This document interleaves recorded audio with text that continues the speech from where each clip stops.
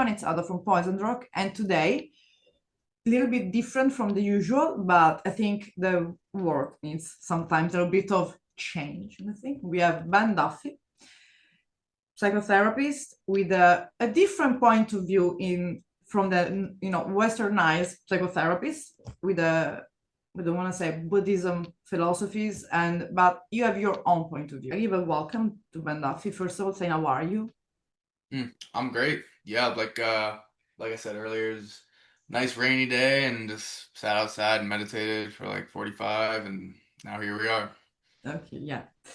And before starting, like, because of course I saw you, like I said, on Instagram, you had your specialization in psychotherapy, you have your own knowledge on Buddhism, spiritualism, Eastern philosophy, Western philosophy, we might say as well. But how did you get into it? Like, Yeah. who is Benenek, and especially since you were a kid, you wanted to do that? Mm. Yeah, since I was a kid, I mean, I always felt like kind of different, like sort of like an outsider. Like I never really gelled with the dominant, I mean, I guess culture paradigm. I always felt like this doesn't really feel like it to me.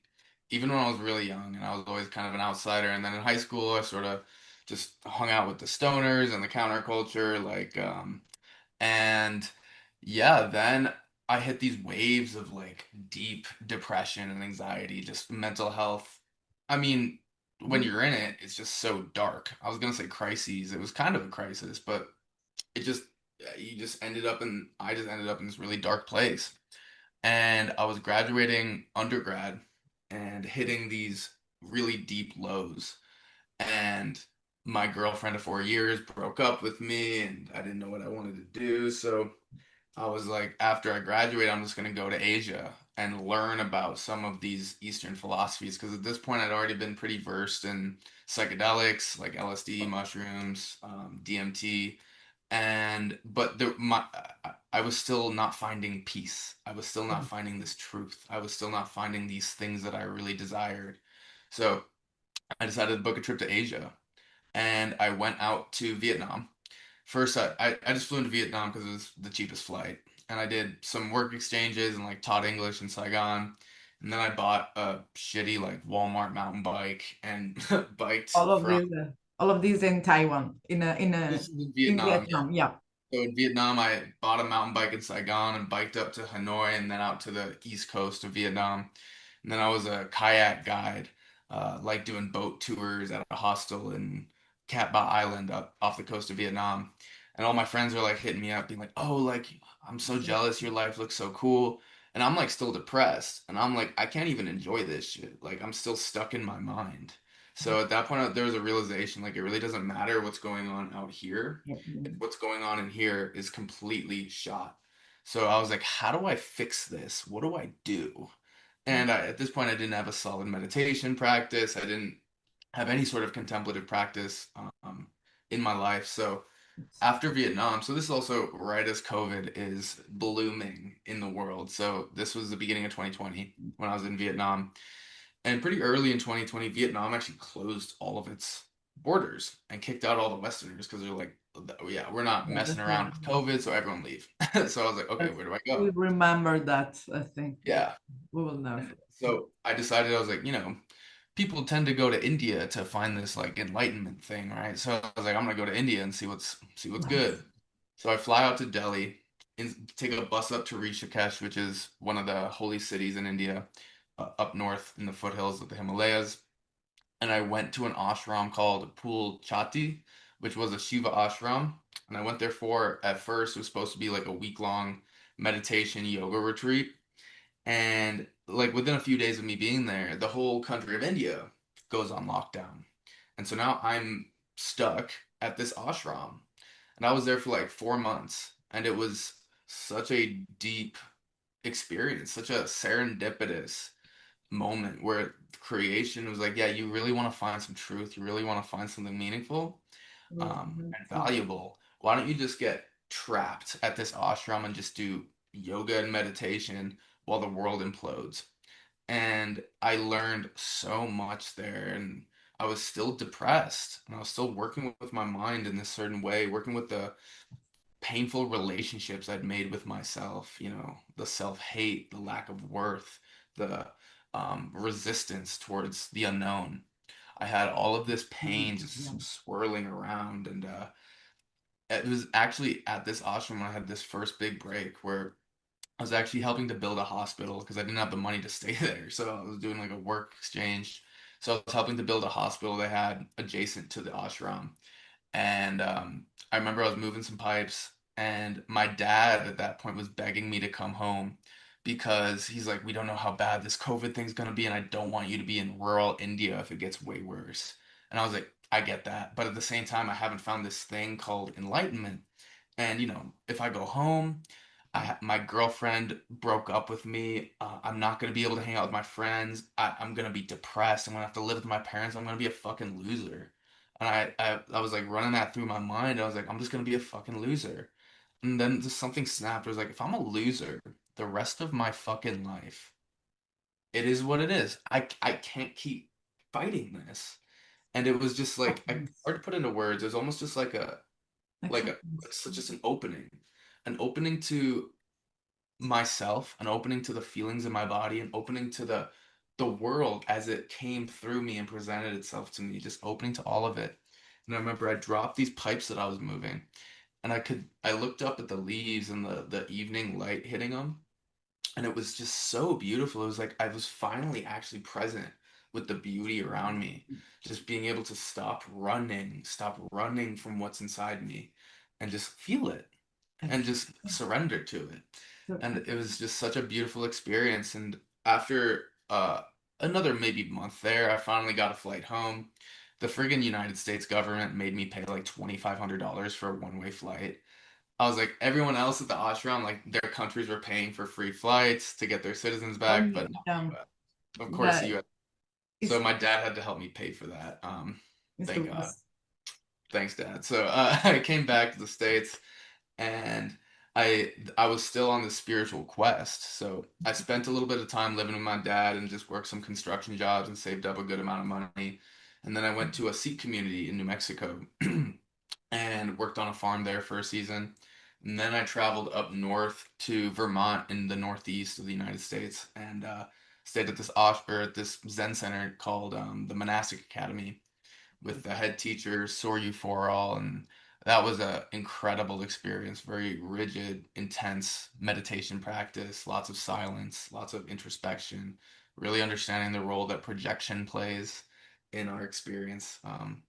Profound, really brutal in a lot of ways, just very a It rigid container. challenge you. It challenges you. Be literally in your touch with your own mind and Yeah. thoughts and emotion and feelings. You It can was some of the most one of the most difficult periods of my life. I mean, just being at that ashram is also one of the most beautiful, easily. But like, you say something beautiful, the most difficult and the most beautiful. That's something that sometimes we have the most difficult moment, but are the most beautiful moment in our life. exactly.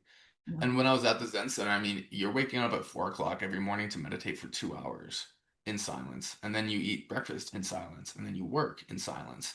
And then you have a little bit of time to speak in the afternoon. We do like an activity or like some interpersonal meditation. And then we sit again for 2 hours and then go to bed. Yeah. And so, Yes. and again, there would be a week-long silent meditation retreat every month. Um, and I was like living in a dorm with another like 12 guys. There's no privacy. You're just in the middle of the woods in Vermont, and it was just raw.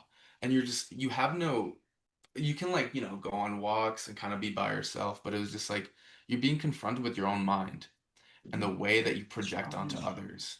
That's Like you're like, I don't like this guy, or they don't like me. And you see it's all a projection. Either they're projecting onto you or you're projecting onto them. it's And not. when your mind is very pure, very clear, you don't project that. You project love. And then life gets a lot easier. Yeah, we make life difficult, but Yeah. yeah, So recognizing the world we see out here is actually a reflection of our own mind. So exactly. we can try to change everything outside of us, but actually, it's much more direct and much more effective to change what's going on in here.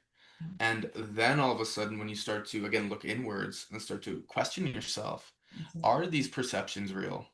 is this guy actually a dickhead, or am I just projecting that onto him? Exactly. And that's a really potent inquiry if you're, I mean, honestly, brave enough to go there, and really question yourself. You can get to this point of love, where it's like it's okay. It's okay that I project bullshit onto other people. It's okay they project bullshit onto me, and it's all love, and it's all Thank you okay. for saying that, because I was going to ask you how, because people might looking at, I don't know, watching this interview or just even in lives would say, how can I can not project? How? Because sometimes we listen, but we just when we've seen in the moment, we are in the moment and thinking that maybe that person is thinking something towards us or the opposite way. How we stop it? How we change it? So the first step would be recognizing that everything that we are experiencing, everything, is a reflection of our own minds.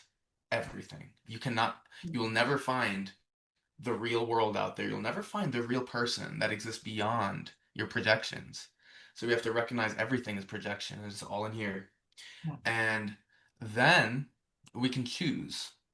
Do I want to feed hate, separation, lack, aggression, and violence? Do I want to feed that? And sure, you can at the ultimate level. You Okay. can do whatever you want. But really, pragmatically, what makes for a high quality experience? What makes for a good life?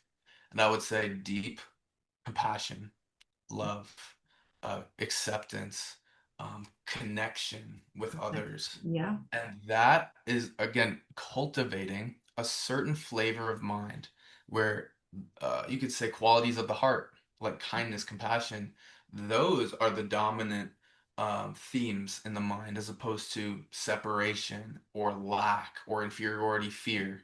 If we feed those experiences, we're going to project that onto others. Of And course. if we feed the experiences of love, kindness, compassion, we just start to project that. When Yeah. our cup is full of those qualities of the heart, it just The overflows onto others reflection. The spontaneously. reflection. Yeah, exactly. Yeah. And of course, going through, like you were saying, you were being in Vermont, it was really also challenging, as Mm. it was challenging and beautiful. In all this experience you had in Vermont, of course, you learned and felt and changed as well. But there's been some moment that, for example, in all this time, you were kind of troubling and thinking, maybe it's too much, maybe, I don't know, I can't do it. Mm. Mm. Yeah, no, well, for me, I'm tenacious and extremely stubborn. So I was never like, I can't do it. I was Yeah. just more like, who are these people? This is fucking weird. Why is everyone, this is a cult? But you know what I mean? I was just talking shit, but I was like, I'm also here. I'm part of the cult. So it's like, I mean, it that's wasn't an actual cult. It was just a bunch of people that are really into meditation, which that's is dope, honestly. yeah, But you see how the mind just talks shit, and it's just like yeah.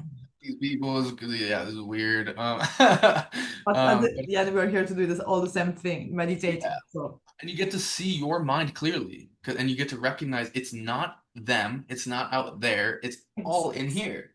And when I'm saying, "Oh, fuck this," I'm like, "Yeah, sure, you can say that, but you're just making your experience suboptimal." You know what I mean? So, and that's the thing. It's your choice. And some people get trapped in that kind of hater mentality, that separation, that honestly fear-based on an inability to sit with discomfort. People get trapped in that their whole lives. So for me, it was just such a blessing to see it and to have so much meditation where I'm like just realizing this is me. I'm seeing myself, and that's what I'm actually hating. That's what I'm actually talking shit about is my own mind. Yeah, So you were basically attacking yourself. yeah, when you see it so clearly, it's just very silly, and you just stop doing it because you're like, oh, how great would my life be if I just stopped this stupid, immature, naive habit, you know? And of course, like we were mentioned before, but people don't know that we were trying to do before another interview. I ask you, like, also because there's always these can I say not a separation, but is used a lot in psychotherapy, the behavior one, the mindfulness. I mean, I'll always be grateful to John Kabat-Zinn, who changed, Hmm. but he changed completely the point of view of mindfulness that almost make looks like meditation is a like just escaping from reality. That's it. Yeah. So I And wanted to your point of view on that. totally. So first I want to talk to mindfulness. So mindfulness, in my experience, is a component of meditation. It is one of the skills that is cultivated along with Yeah. discipline, concentration, calmness, like radical calmness and contentedness. It's just one of these skills that is cultivated through meditation. And what mindfulness is just simply being aware of the present moment experience.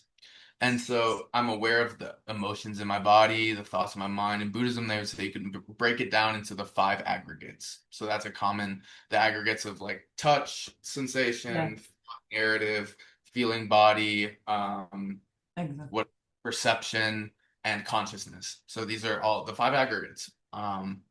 And you can break down all of experience into that. And that's beautiful to have the mindfulness of what's going on right now.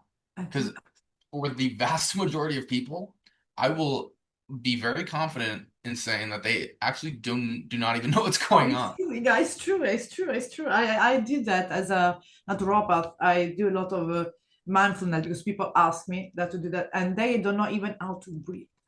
Yeah, exactly. Or they don't even know what breathing feels like. Yeah, Since following the breath meditation, if you do it for months, years, you'll find the subtleties of it and the deep, yeah, like joy actually that it comes with the breath.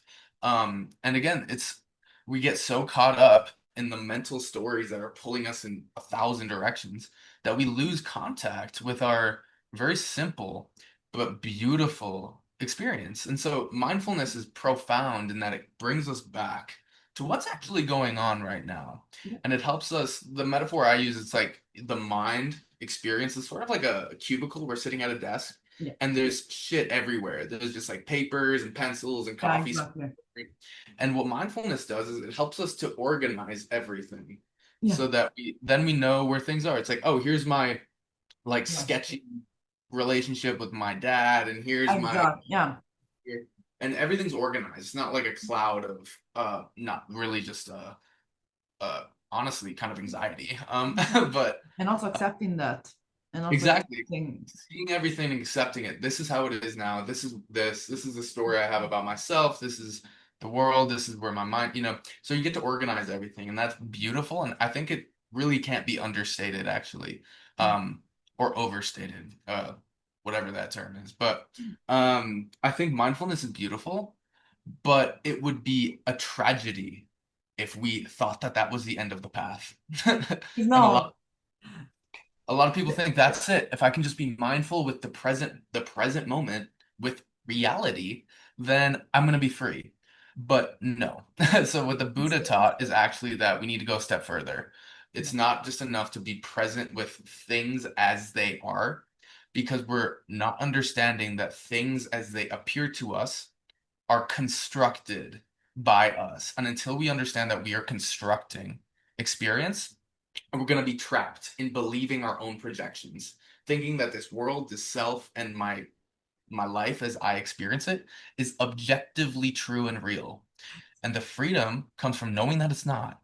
Knowing that I am constructing this by feeding certain narratives, beliefs, assumptions, interpretations of experience. They're all especially that. Yeah, and the thing is, we get trapped when we say, "Oh, I am objectively this way. Everyone knows it. It's just how I am." yeah, And if you say that, that's a trap. Because if you say that, then it's true at one level. At another level, everything is empty. So the Buddhist term is um, shunyata. So everything is yeah, empty of inherent existence in the sense that the sense of self, the sense of world, any interpretation of yeah, events depends on your own mind to view it, interpret it, create a story, and then believe that story. And we can make it anything we want. So with this recognition of the emptiness of everything, okay, every thought, every feeling, every again sense of self, sense of world, yeah, it opens up an extremely potent sense of freedom, yeah, but not just freedom from the stories that limit us. Because you could say every bit of suffering is dependent on a certain story, on a certain narrative, and a certain style of relating. of relating to pain, relating to loss, relating to grief, saying this is not okay.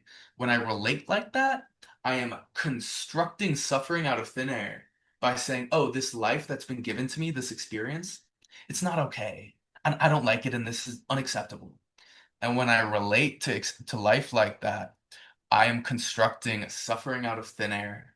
So first, when we deconstruct these Yeah. stories, we find a freedom from them, where even the sense of self, when we see this Ben right here as empty, what is death? Is And it the body? Is it the mind? Because Ben doesn't even exist. Like it was what never here kind in the of vessel, I think, somehow. exactly.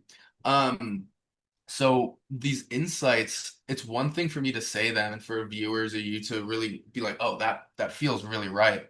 Yeah. And it's another thing to practice it to where it sinks from the mind into the heart, into the deeper parts of the being. Because usually a lot of people at first, when they're on the path, they hear these insights and they're like, oh, that's cool. And then 10 minutes later, they snap That's back into the momentum of the consensus reality. And that's, just kind of how it works at first. But over time and with practice, this view of emptiness, for instance, can be the world you're walking through daily. And that's when you're just there's joy spontaneously. You're just happy to be alive in this miraculous, ineffable place. This very sacred place where recognizing the world as it appears to us is hallowed ground. How many have been here in this place beyond time before us? for us. Yeah, And exactly. they're all right here now with us. Because again, time is also empty in a sense. So I want to bring it back to so the view of emptiness, the Yeah. knowing of emptiness, the truth of it. And again, the Buddha has a line that's ehipassiko, which is Pali for come see for yourself. This is not a belief system. This is not something you read in a book. This is not something anyone teaches you. This is something that you practice and you see with your own eyes. And there's a big difference between that and any other dogmatic religion, where, again, you're not being convinced this. You're simply doing the practices of calming the mind and then inquiring into reality. And then you see things as they are. And this is, again, it's profound because once you see for yourself, you don't have to convince anyone and no one can change your mind. You've seen it.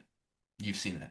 And so the profundity is that this is a direct insight that you personally have. And it breaks down all of the painful stories that limit us. And then the next step is what we could call the path of skillful construction, where again, realizing you can't escape projection, you cannot escape conceptual overlays. But what you can do is to skillfully Yeah. choose the conceptual narratives and the overlays that I'm feeding.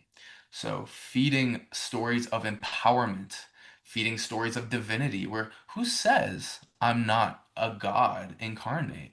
Who says? The scientists? Do they really know what's up? Are you really going to trust them? I mean, yeah, asking. Right, and so we can start to adopt different stories of self, stories Mhm. that again feed empowerment, confidence, that let us shoot for our dreams, that let us do what we want, not feeding those unskillful stories that breed pain, disconnection, lack. It's all made up, so fuck those ones, like quite Yeah, literally. Just feed these, them. yeah, And so then we can again adopt new stories of self and also new stories about what the world is. And again, even materiality, this like story, this myth of materialism is yeah, actually just a myth. And in the words of psychologist James Hillman, what we experience as reality is simply a fantasy that we've actually forgotten is a fantasy. Every worldview is only a myth. Like, and I like to describe it as though, what do you think the worldview 2,500 years ago in Jerusalem was? Or 5,000 years ago in the Amazon rainforest? What world were those human beings living in? And you can say now, oh, but now we figured it out. Now we know science. Now we understand the truth. And I'm like, yeah, give it another 1,000 years. Our we don't world know more. unrecognizable. Yeah, So really, we have to recognize that what we're living in right now is completely and utterly a myth. yeah, Everything everything and we can make it anything we want. So really for me it's like the problems that we have in our culture and with a mental health crisis is not a problem of, and again, anything out there necessarily. Yes, it is in some sense, but it's a problem of the imagination, where we're limiting Exactly. what we're allowing, what we're giving permission That's to yeah, to create. And we are God. There is no separation between us and the source of creation itself. And we are the creators in entirety. And we can create worlds, we can create heaven, we can create hell. We can create gods or we can create humans. It's really, again, when we recognize who we are, yeah. it's all in our hands when we're not creating glass ceilings, basically. If you think about it, when we are kids, we have this power of imagination, of creating imagination, of creativity. It's growing up that we lose this. So it's kind of also the constructive who we are today. So an adult mind and come back also almost when we are kid, because when we are a kid, we can really create thousands of words, thousands of realities, Mm. because we kind of have a pure mind. So much closer to source. You're fresh into the world and you still have that, I mean, what the realist would say is Exactly. a naive creativity. Yeah, But yeah, exactly. the world conditions that creativity out of us, and then we get trapped in believing that there's one way that the world is, and there's Yeah, one way that we are, and anyone who thinks reality. otherwise is just lost in fantasy. Yeah, You need to recognize everything is fantasy, no matter what you believe. If you think your yeah, story is not a fantasy, you're lost. yeah. And that's also, no, I don't want to say sad, but it's you're imposing yourself really to live your life at the fullest. Even is a like is almost sounds like an already done quote or sentence, like enjoying and living the smallest moment, which are the most beautiful. It's like the nature itself. How Yeah. many times we step into the every it could be just the birds in, even in the street, it doesn't have to be the forest, and we Mhm. even though we do not notice how beautiful it is, like the for example the example you made, like the leaf, the sunbeam, or everything, or the moon, or the what, we just are disconnected, Yeah. which is what the primal is. We're disconnected with the forgetting when we were kid, we were walking on barefoot on the soil. Now we are like, what the fuck? And no, thank you. Yeah. So we are losing the touch. And some people they need to start with that to realizing. Yep. So So that's the thing with the insights that I'm kind of offering right now. There's sort of these are the base, I mean the ultimate kind of recognitions, but it for someone who's walking the path, it is a gradual path, and it starts with, again, simplifying, with yeah, connecting, also with the wisdom of the body, because in the Western culture especially, we've been taught to escape into the mind. When something is uncomfortable, when there's awkwardness, anxiety, fear, some sort of lack, guilt, some unskillful story, we actually escape into the mind and we live from the neck up. And this, I think, is a big one of my jobs as a psychotherapist is to get people back into the wisdom of the body because you can't understand what's going on exactly. associated or living in the mind. And the mind also, it always wants to fix things. It's like, oh, this is uncomfortable, let me fix it. Well, and I what's think it's interesting our problem. is what if there's no way to fix and no way to fix externally these things? What if something in you is asking to be seen, is asking to be felt, asking to be held? What if we can't try to think it away? And Yeah, again, this is where Buddhism is so profound, where it says, if you just sit, spine stacked, chest up, everything that needs to be seen will come to you. And the yeah, level of peace, again, that arises when you're not afraid of anything that can come through you, when you're not running from the feeling of my life is a failure, everyone's better than me, I'm a loser. yeah, Whatever comes, it can be different. It's different for everybody. But we of course. habitually run. And when we, instead of running, hold space for all of these experiences and give them Yeah, the care and attention they're asking for, they don't haunt us and we're free. And I'm not afraid of what's coming through my physical body. And I exactly. then I can access the deep wisdom that is inherent in the body. And I would say deep, profound wisdom, like a real knowing of the oneness of creation, for instance, something that deep, is actually already known and it's already held in the body. This wisdom, it exists here. It's Well like if you done. tune into how these stories Mhm. feel, the body will give you, yeah, this is right. We just use the body as a compass to point us to real deep truth. Because the mind will say it's this way or it's that way. Exactly. The body can hold paradox. Whereas, for instance, we can say that we're separate. And at one level, duh, we of course we're separate. But at another level, we are inseparable and all one. So the body, again, can hold those truths with a logical mind says, oh, it's got to be this way or that way. And That's again, the, yeah, the the power deeper of we get physicists. on the spiritual path, I think we have to learn how to embrace paradox and how to Exactly. let logical, we see when the logical mind starts to short circuit. And that's when we got to sink it to the heart. Exactly. So you mentioned before about your path. So, and we were talking that you were in Vermont, but then you ended up and you are a psychotherapist. So, from a world of let's say Eastern philosophy and Eastern, I don't want to say Eastern because it's more spread at the world in worldwide now, but from a place of spirituality, what brought you to psychotherapy? They could be seen as a westernized Yeah. science. And yeah, So for me, it's not that psychotherapy's better or worse than Eastern spirituality. I think there's pros and cons to both. So, for instance, psychotherapy, we could say one of its main strengths is really working at the level of the self, working at the level of our individual past, our narratives, our experience. exactly. And there are some really profound and beautiful modalities. One of my favorites is depth psychology, so stemming from the work of Carl Jung and James Hillman, just really the emphasis on the archetypal expression of us, the aesthetic style of the world, really emphasizing images and the imaginal, which blends really well with Buddhism, actually, because Buddhism says everything's empty. So in a sense, you could say all that we are is these archetypes, these images, these styles, these aesthetics, and everything that we are, and the way we dress, the way we speak, the way that we move. Everything is a style, an aesthetic, an archetype. And where does it come from? Where does it come from? It comes from, could say, the source of all things.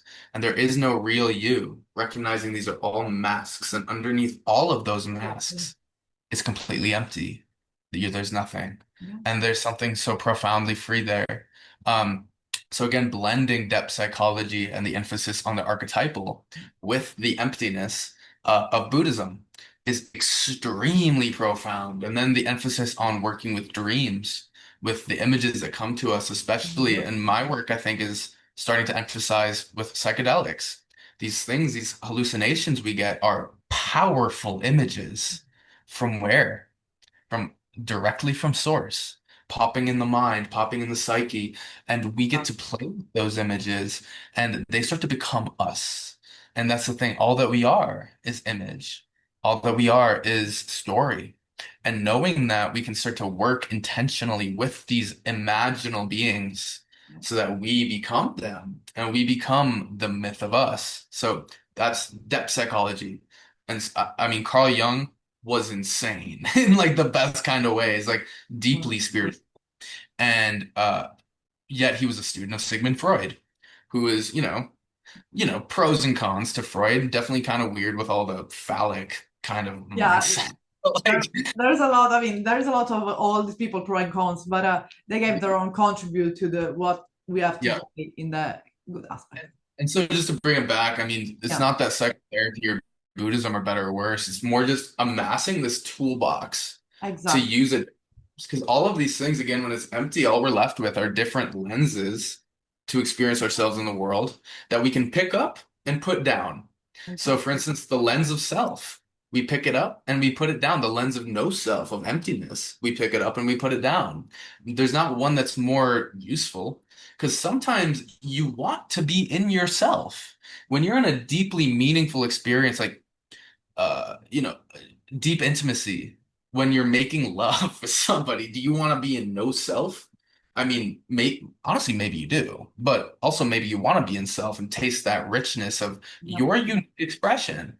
Um, and there's nothing wrong with any of it. But the key and the freedom is when you can pick them up and put them down at will. So, and that's something very profound, which is when, again, you're not saying there's one way that's really real. There's not one way that's objectively right. yeah, Emptiness would say, at a relative sense, they all are. And we get to pick them up and put them down. And that's where it becomes very fun. And you get to play with different lenses, recognizing at the ultimate level, they're all still going to be empty. exactly. And like this point of seeing like life is kind of giving freedom to be in a every point of your view like how you want to be, literally, because people might think, but is this a right or a wrong way of be? Right. Yeah. And that's where you got to listen to the body, right? It's like, what does the body And what you were say? saying before, exactly. If this is a painful way of seeing, maybe you should put it down. But also, if it's a painful way of seeing, again, there's in depth psychology, especially, they say suffering is not something to avoid. It's something to sink your teeth into. Because depth psychology would say the deepest parts of you, your soul, and when depth psychologists say that it's not the same soul as like a Christian soul, you could say the deepest parts of your being, they actually crave suffering. Because what suffering brings us is depth. Suffering brings us meaningfulness. Suffering, that struggle, it adds dimensionality to life Yeah. where we wouldn't have it before. So really the deepest parts of us want to suffer, want to struggle. And you see this, even people with tons of money, wealth, everything going for them, uh, their minds make them suffer. And that's actually by design. Because again, from depth psychology, from that lens, they would say a part of you wants to suffer, wants to dive into the swamp of soul to really extract the fertility out of that darkness, the fertile soil that is suffering, really. Exactly. And that's the suffering theme mainly, and the pain is what, like many people also, they, you say, like I said, they maybe in a subconscious way they want to feel, but they escape. They Hmm. never accept. I mean, they never, let's say we don't want to accept the fact of sitting with the pain itself, of the suffering itself, of the of any, even the thoughts, the chaos itself. It's like the chaos is something always to run, especially from that. And we like, I want to feel better. I want to feel better. But what if in the feeling bad, actually, we can feel better? It's like the darkness, always go through the darkness and seek the light. But what if Yep, the light is in the darkness itself?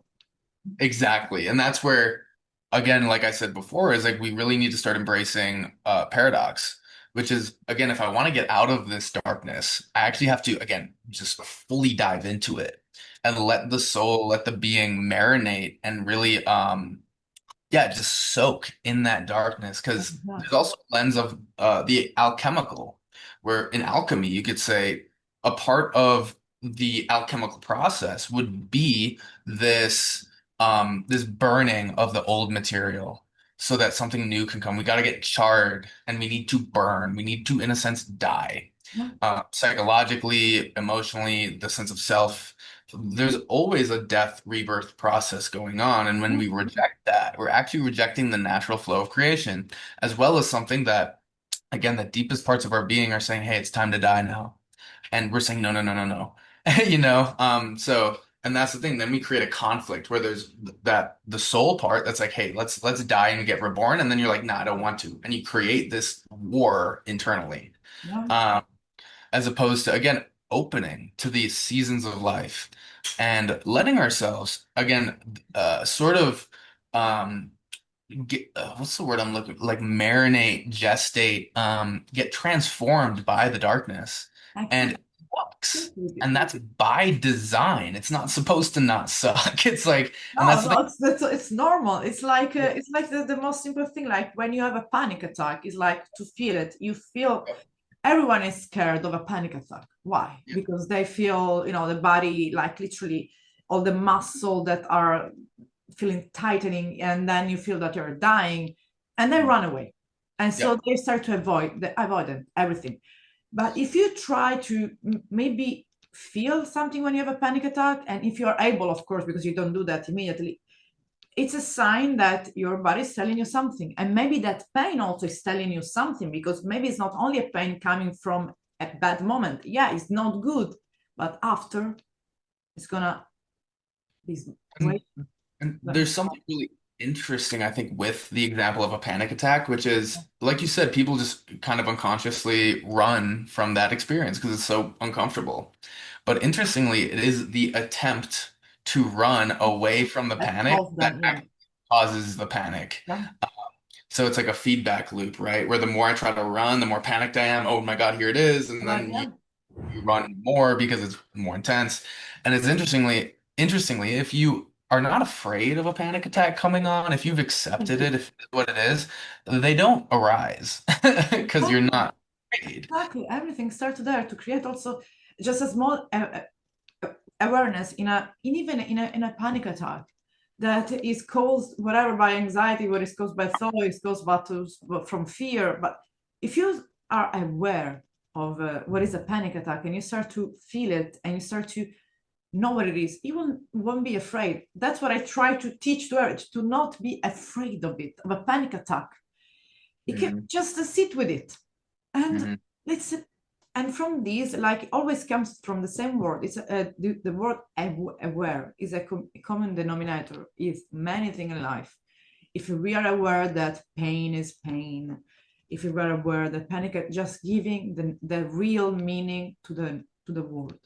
mhm, Word is mhm. not, we are gonna live in such a better way, because I see many people really literally escaping, even even myself, I did it, escaping from thought, from chaos, going maybe in another chaos, in a real chaos, because you needed your mind to be filled.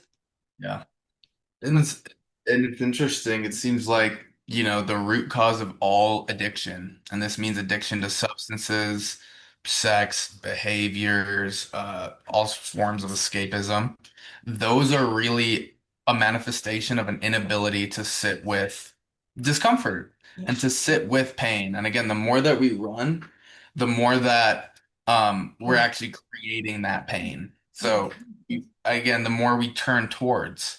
And that's why, I mean, the spiritual path is a warrior's path. It's not for the faint of heart, because you are going into discomfort. You're going into all the shitty stories about yourself, about the world, your shitty experiences, the way people mistreated you or took advantage of you. You're going directly into that. The And toxic that, again, pain. takes courage and that takes bravery. And again, this is not for the faint of heart. The weak will distract and numb, and that's fine. But That's, for those who are ready to taste real deep freedom, like yeah. real freedom, then it's gonna take again that kind of warrior mentality. I think it's something that we in in the world, in our society, not all of us have these. We can say, I don't want to say gift, but the willing to do it, because I think everyone could be gifted, but Yeah. they're willing to pursue and going. Like you said, you're stubborn, so you keep on going and keep on Yep. trying. But if, for example, I am a little bit weak because I'm scared, because I know, or I get, I start something, and the first obstacle, I stop it. Mm. That's maybe not for me. Maybe in 10 days, 10 years, I will smash my head, because literally I will be, that's it, what is left to do. And I will try again. But if it's not for meant for everyone, like you said. But the thing is that I think we are capable, if we are willing to sit with Yeah. not being comfortable. And But and yeah, for me, I feel blessed enough to have found this path and to have this warrior mindset really because I didn't have a choice. I am an extremely sensitive person by default. And so that means I'm sensitive to the good things and the bad things. And I'm sensitive to the stories in my mind and the feelings in my body, and they're crushing sometimes. So really, I didn't have a choice. And it's like we're dealt this hand by this incarnation. And at first I was like, why me? Like all my friends seem to have an easier time. But now I feel so blessed to have been scorched in the fire, and it's almost like you're tempering a blade. You Yeah. put the blade in Ah, the fire and it gets hot as fuck, and then you pound it with a fucking hammer. And that's how you get hard and you build that resilience and you build that tolerance where I don't have to absolutely. escape. I Yeah, can as it is, and I can taste the beauty in the pain, and I can taste that juiciness in the darkness. I'm not afraid. yeah, And yeah. yeah. And Because it's and life opens up then. Because yeah, I'm not trying to run. I'm not trying to shelter myself from having certain things happen and have other things not. yeah, I'm free to let spirit flow through me and not to be afraid of what might happen, not to be afraid of death, recognizing what we are, not to exactly. be afraid of death, and And just to live that life that is just unapologetically open, open, you unapologetically, said well, but and also it's because you experience by yourself the pain. So the depression, that the moment that you were like feeling almost empty inside, but not empty like in the meaning you were giving, but you were feeling nothing almost. yeah. So you went through that. So you know what you were feeling. And you, even if you were having, I don't know, you were in Vietnam, you were doing your life, you weren't feeling not, you had to go through that shit totally. So to the pain itself and feel it. And then you switched. Then you Yeah. see, you had the enlightenment. And then Mhm. you start. So if someone asks why I should, well, no, listen to you, because you've been there. Like me, like many people, you've been there. Totally. That's the thing. And I think a lot of people they see me as I am right now, and I'm like, okay, like really pretty white dude, like in good shape, he's pretty charismatic, and people don't understand this is not the version of me that I've always been. When I was depressed and anxious, I was so in my head and so dissociated people would talk to me. I remember people would speak to me directly, and I didn't even know what they said. I'd be like, what'd you say? Because I'm just so dissociated and so much self-hate, self-loathing, feeling of lack, feeling everyone's better than me. What's wrong with me? It's that amount of pain and darkness, that amount of fertility of the soul that set the conditions for something really, um, profound, really beautiful to bloom, actually. And that's the thing. It's like if life brings me more shit, guess what I'm gonna do? I'm gonna compost that stuff, and Exactly. it's me. Transform it. Yeah, So it's like if it, and again, life has its season. So if it's time for a shit storm, bring it. Like it's like, and again, we don't have control over that, but we do have control over the way that we relate exactly. How to feel. Yeah, and that makes a world of difference, actually. And in the words of Viktor Frankl, the Holocaust survivor, he said, suffering ends where meaning begins. So when we're in this midst of suffering, we lose somebody we love, or we end a relationship, or we lose a job. Um, can I extract meaning out of this? What is creation teaching me? What is creation telling me? okay. Where's the beauty here? And when I can tap into that beauty, tap into that meaning, interestingly, you'll notice the suffering actually starts to drain out of that experience where you become empowered by your struggle actually as opposed to Yeah, disempowered. yeah, exactly. And that's how I think at least people should try. They should try if they're not by them, because sometimes we need a guide, someone that teaches us how to move, to start to feel. And I think that's people like you that comes into that. So before talking a little bit of, for example, how music has an impact on that, I want to ask you, like, if someone wants to really see themselves, like how the pain can be actually felt, there is a way, because I think, of course, you practice. Mhm. And for example, we are in Europe. They can do that the same, or you have only, for example, I don't know, studio. How do you help? How do you people do can do session with you, for example, on one-on-one? Yeah, so basically I am a coach as well as a psychotherapist, and I can only do psychotherapy in the state of Colorado because it's like a legal thing. Yeah, I know about these things about the Uh, state. I can do coaching all over the world. So the best way would be to contact me over Instagram right now. So my Instagram is at DuffDaddy100. So DuffDadd 100. I'm in the process of launching a website that will be up really soon, and that website. So everything that I spoke to, there's going to be, I mean, I have hundreds of pages of writing that are going up on this website to explain everything from the Buddhist concept of emptiness to depth psychology and how we can apply it in pragmatic ways in our lives. So once the website's up, I really encourage anyone who's interested to check it out because especially because I interweave all of these things and see how like Buddhism Yeah. builds depth psychology and vice versa. And then there's going to be a much easier way to book one-on-one sessions with me. I'm also going to be building an online community where Okay. we'll have probably weekly Zoom calls to be able to discuss a certain topic, do certain practices. And then I'm going to be building certain courses on, say, depth psychology.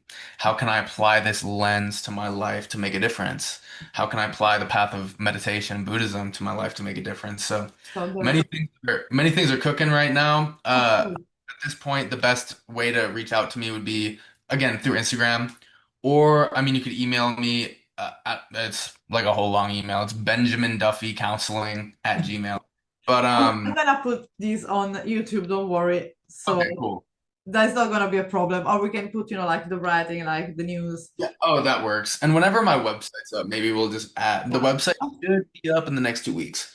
So, Yeah, so of course for that, let me know because it's I mean, and also people can just follow. I mean, at the moment, I think Instagram is the easiest way because also, but on YouTube also you have a longer version of your video that you're releasing on. So, my YouTube is actually, I think it's Perception Architect. I Yeah. just changed the name. So it's Perception Architect, and I have a lot more long form videos just about me speaking on these kinds of topics as well as some podcasts. And I go into much more depth because obviously these ideas are not really best for a 90-second Instagram video. No, It takes, of course, of course, just kind of moving and relating because people may think, okay, I'm watching like 40 minutes, 30 minutes of talk live. How we can connect? How this has something to do with music? Because Mm, as icon, I like to connect it throughout the sound healing. Could be just like a voice or something. Because I think also like from the shamanic instrument, all is connected with music. It's also mm, sound healing. So how music mm. play a healing part in your life? Oof, my God. Music is an enormous part of my life. So going to music festivals, going to shows, Yeah. entering altered states in those music festivals. I mean, let's That's just say that's amazing. the original psychotherapy. Cultures all over the planet, when they want to heal them, the personal or the collective, the individual or the collective, what do? They enter altered states and trance, rhythm, and then dance. Exactly. The bit. Yeah. And those are the realest ways of moving what you could call the demons, the things that get trapped in us, and whether those are external or in the mind, Yeah. would be an interesting conversation. But I think to heal ourselves, there's something so profound about rhythm, Yeah.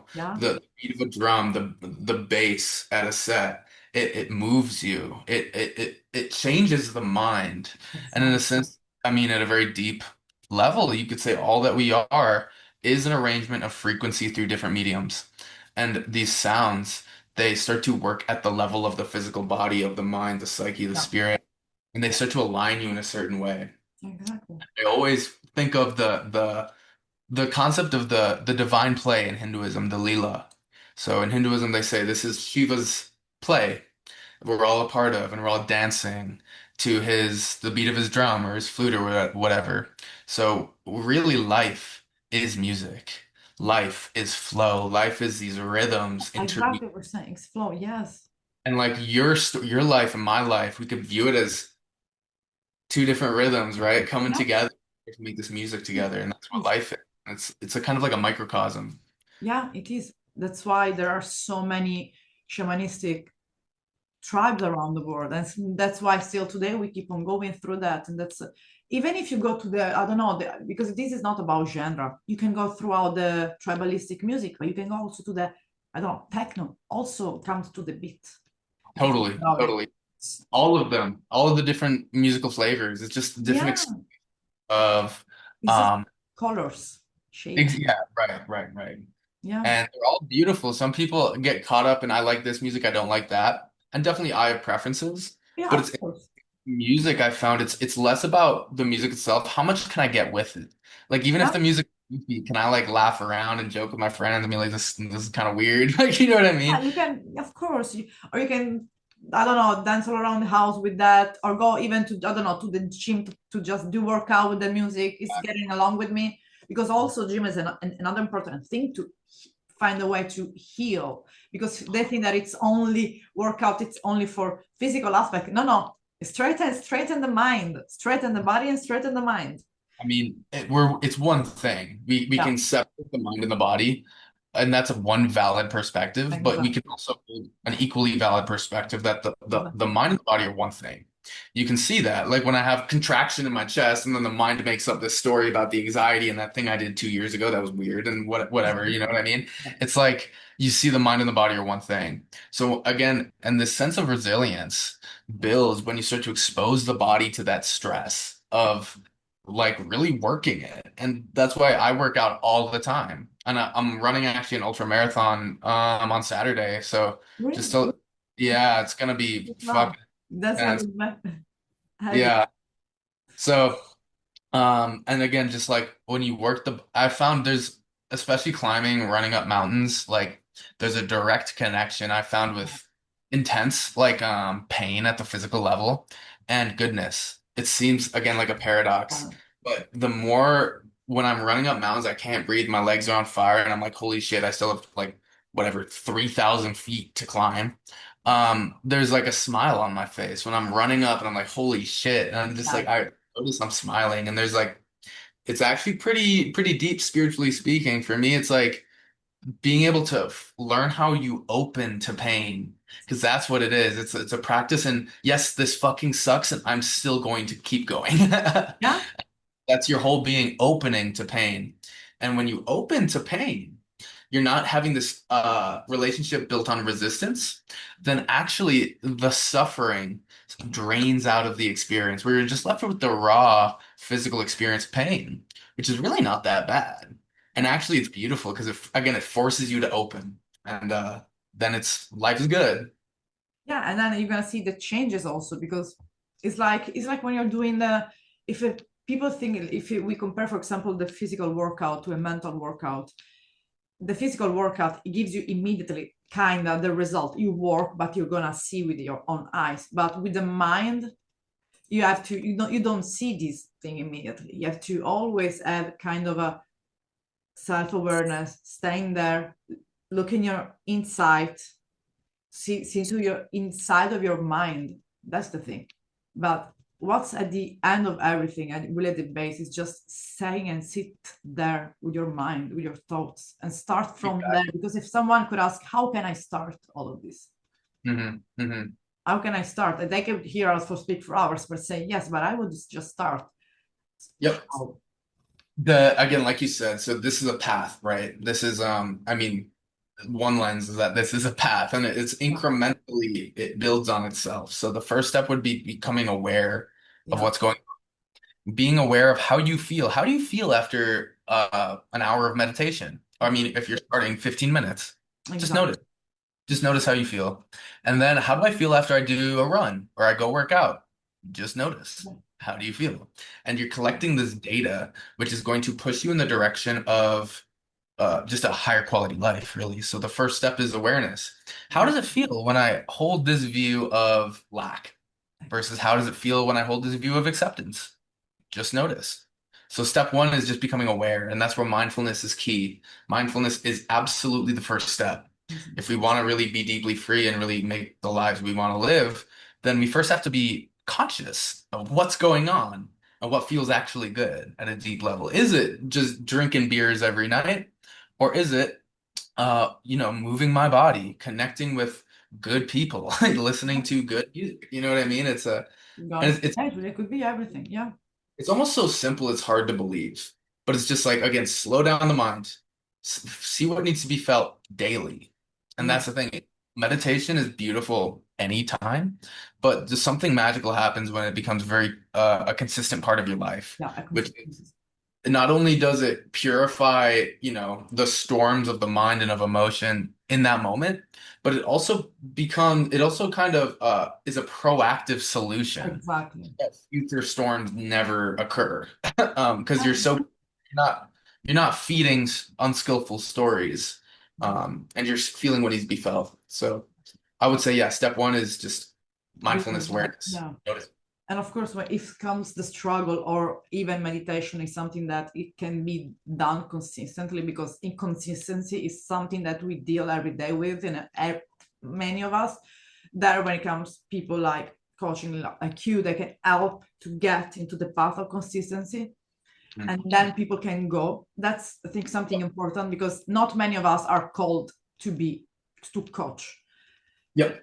We have And our role in the world, I think. yeah, totally. Yeah. And so I mean, the consistency in meditation, this takes discipline, right? It Yeah. takes hard work, and that's a skill. It's not easy for everybody. Yeah. Discipline, but it's something that you build. For me, it's honestly about making it a routine, Yeah. making it like a ritual actually, which is setting up your space Exactly. for, say, meditation and just doing it every day. You wake up, you go to the bathroom, you drink some coffee, and you just sit. Yeah. And then if you do that, I mean, for me, it was, I would just notice if I didn't meditate, the quality of my experience was clearly less. And I was just like, it Yeah. just it's something that has to be done.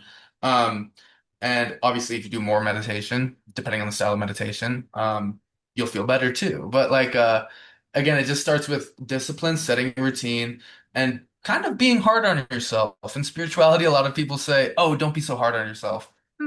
That's beautiful, but like sometimes you need to be hard on yourself. You need to say, "Hey, like I know my life can be better. I know I can be better, and I'm not gonna accept anything less." Exactly. And something beautiful. Having standards a little bit on your spirituality too, not only on life. Yeah. And like that's the thing. If you miss, if you don't meditate for 2 weeks and you're like, "What the fuck am I doing?" Listen to that. Yeah. Because for me, it's like at this point, I will not go 2 weeks without sitting because it just improves my life so obviously. It's just Yeah, exactly. So what has been left to say? People, if they want, we already said, I'm gonna put all the information needed to just be Mhm, done. Of course, when it's gonna be the website out, I'm gonna add it too. And you know mhm. that I always share more spread it about that. When you every time you release a video, I'm gonna share it all the time. But I wanna just thank you, Ben, for especially the deep insight in many things that we are not aware of. Oh yeah, no, Yeah. it's literally my pleasure. It Yeah. feels to be able to, I mean, share this stuff with people in a way that Yeah. resonates. Yeah. Thank you for having me on. It was a pleasure, and especially because people that maybe could be from another complete world, they can maybe say, stop a minute, wait, what? Because sometimes people in some music field are literally chaotic, because that chaos shut your mind. Yeah. So having a different, like kind of a pills, you see, that's the moment to stop. Yep. Start And with, that, like you said, like I think a big part of this kind of stuff that I'm preaching is like just recognizing that it exists. People don't even understand this is a reality or this is a path. And for me, it was recognizing, oh, this is a path. I didn't even know this was an option.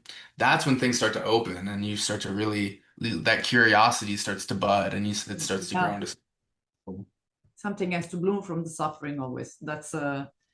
always there is this, like I said, is the seasonal lifetime. So that and rebirth, that's Mm-hmm. always rise and rewind also could be sometimes. Hmm. So really thank Ben, really was a pleasure. I leave that to go to your was a workout, and Yeah. good luck for the marathon, and I'll let you know. I mean, we will talk privately Yeah. about all the info needed for the interview, and thank you so much. Have a beautiful Yeah. day throughout the mountain. Enjoy nature for me. Yeah. Yeah. Thank you. Yeah, no, this was really fun also. I would love to do it again Yeah. sometime. Yeah, sure, indeed. When we maybe we can put someone else also that is in the spiritual world, or maybe in the music spiritual world. Yeah. That would be cool. That would be cool. Some shaman, you know. Mhm. And Yeah, no, that would be sweet. So we have like a little three-way thing going. yeah, I have some Siberian shaman that is a musician. That would be really good. Yeah, that'd be really cool. Yeah, I can Cool. talk with them when they stop touring. It's a Siberian band, folk. It's Cool. not even metal. It's just folk music. I can talk Sweet. with them. Yeah, and Cool. they are shaman by tradition, so it's not just some shamanic people wake up and no, they're shaman by tradition. Yeah. So also have their point of view in that, in the spirituality. Out. Yeah, it's gonna be a kind of a confrontation, like and talk. That gonna Mhm. So thank you so much. Enjoy the day, and let's do it again. It was a pleasure. Likewise. Yeah, thank you so much. Bye, man. Bye, bye.